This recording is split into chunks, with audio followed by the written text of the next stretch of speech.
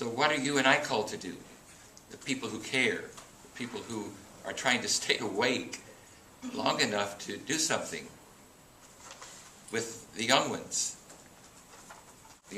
So the economic crisis is a crisis of a financial system divorced from nature and social justice. How could we human beings who invented economy think that we could have a society where our fellow human beings were suffering? Our neighbors didn't have food and shelter and education and health care.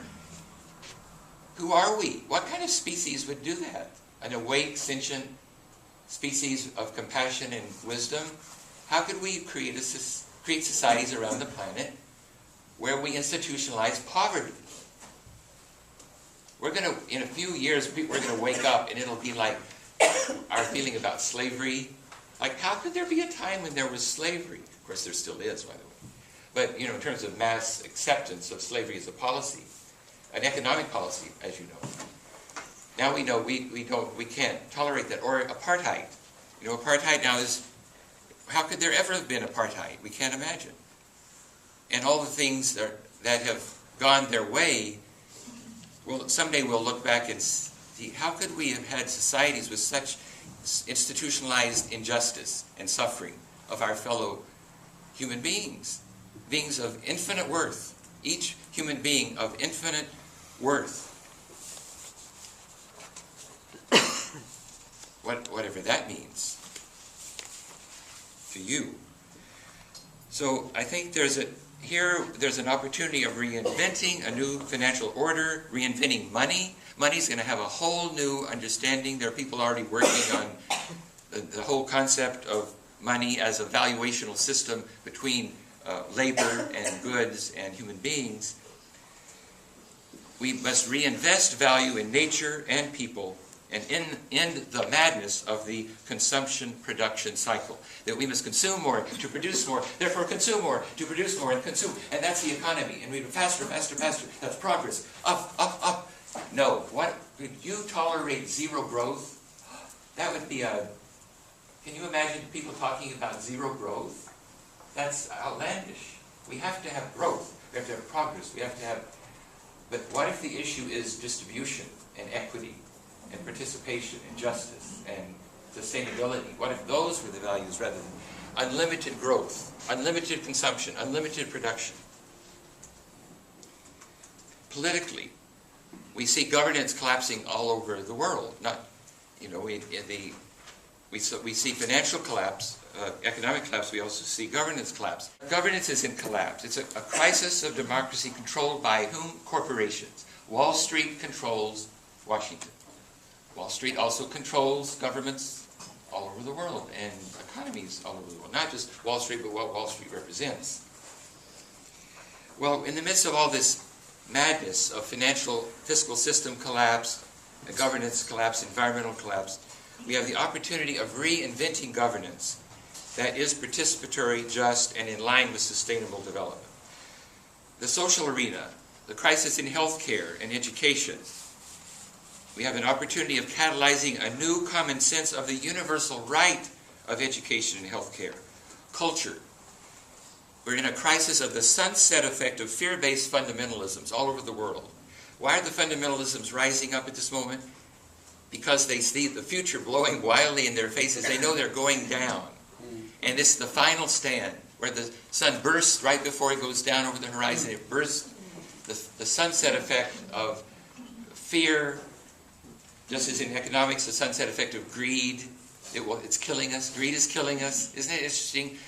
All the things that we know are poisons are indeed killing us. Greed is killing us. Fear is killing us. Hatred is killing us.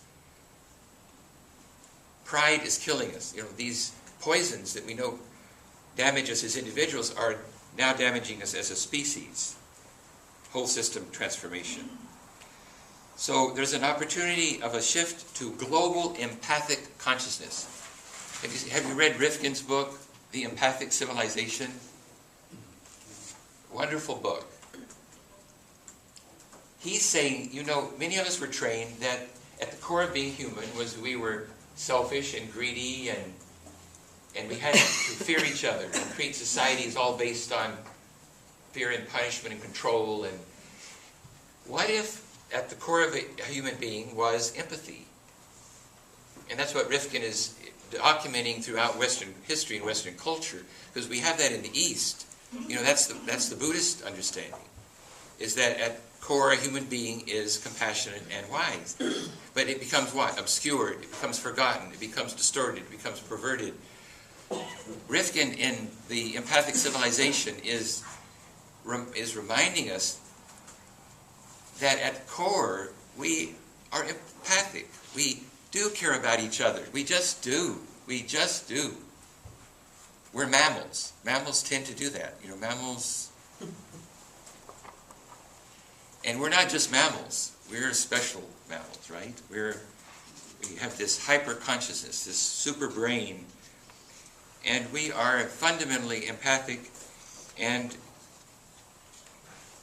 also the rise of cultural creatives. You know, Paul Ray's work. He's identified, in his book in 2000, he identified 50 million people around planet Earth who he called the cultural creatives, people who are aware of sustainable development issues, aware of spiritual growth, aware of the importance of spirituality and consciousness, and he calls them cultural creatives. He's now writing a new book showing he believes the majority of the voters in this country that elected Obama are cultural creatives.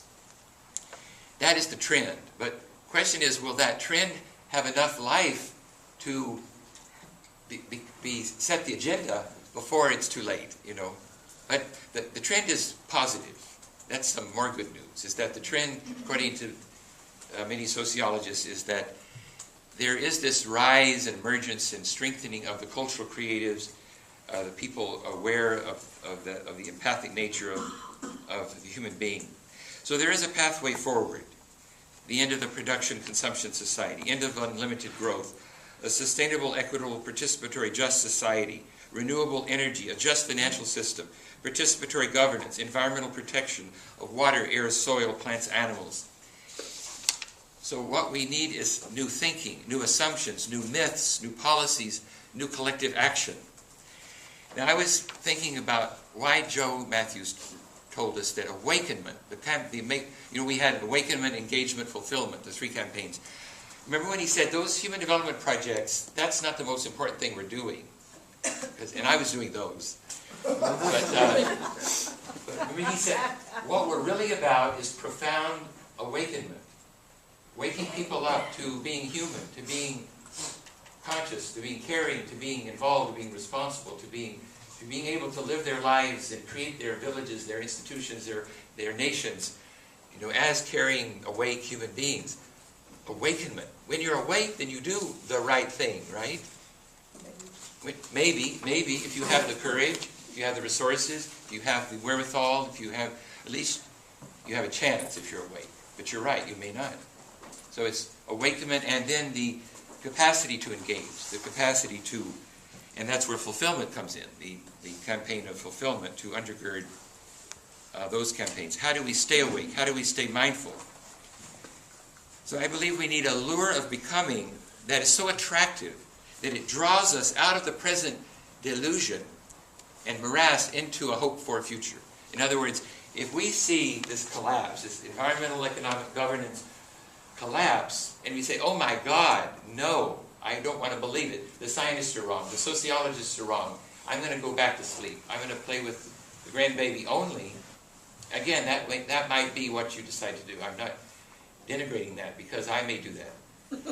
But the point is, but for her sake, Mariela, and for Phoenix's sake, and for your grandchildren, and their grandchildren, and their grandchildren, and their grandchildren, and their grandchildren, what kind of planet do we want to leave them? A burnt-out, desert, flooded desert with chaos and crisis, or